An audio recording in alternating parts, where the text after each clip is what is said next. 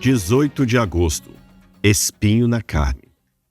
Para que eu não ficasse orgulhoso com a grandeza das revelações, foi-me posto um espinho na carne, mensageiro de Satanás, para me esbofetear, a fim de que eu não me exalte. 2 Coríntios 12, verso 7.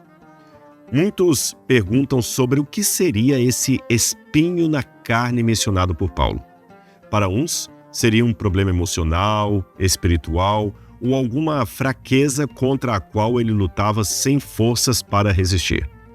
Para não cair em especulações, vejamos se a própria Bíblia dá alguma pista nesse sentido. Vamos lá.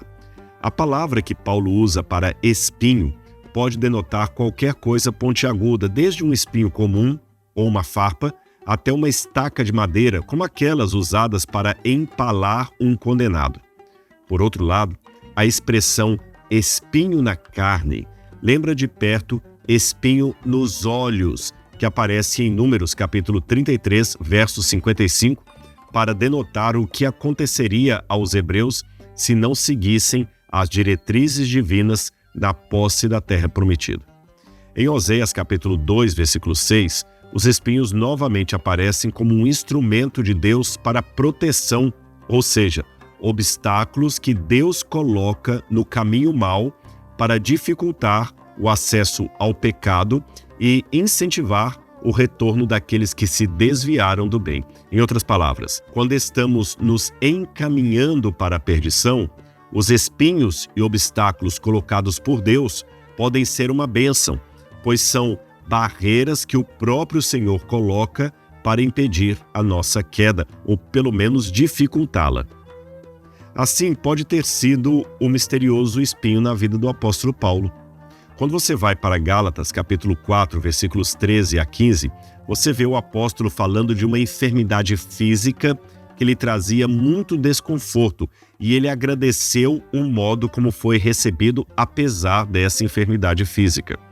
Paulo também menciona a boa vontade de seus hospedeiros que, se possível, teriam arrancado os próprios olhos para dar ao apóstolo. E essa expressão talvez nos dê uma pista do que seria o espinho na carne dele, ou seja, uma provável enfermidade física envolvendo a perda gradativa da sua visão.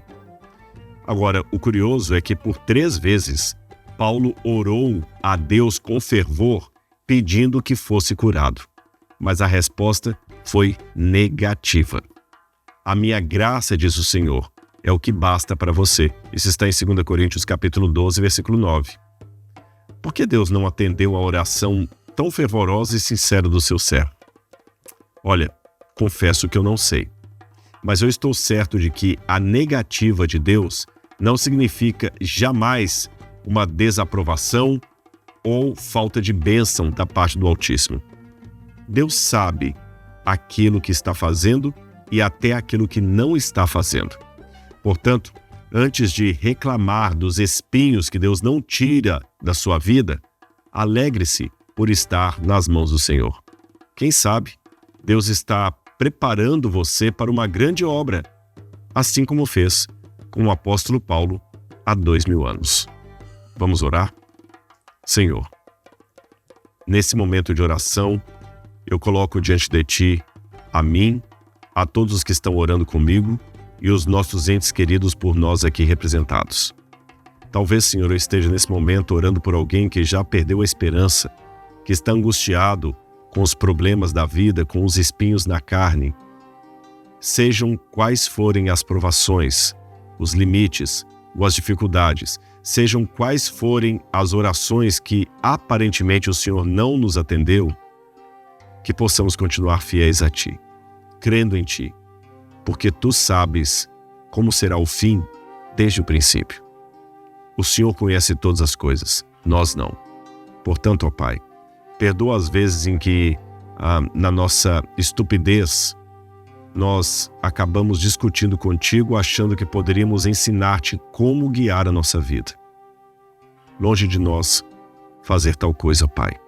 O Senhor sabe tudo. O Senhor conhece tudo. E o nosso caminho está melhor em Tuas mãos do que nas nossas. Portanto, Senhor, nós vamos colocar diante do teu altar os nossos pedidos por livramento, cura, superação, mas que seja feita a tua vontade e não a nossa. Em nome de Jesus. Amém, Senhor. Amém. Que Deus abençoe o seu dia hoje.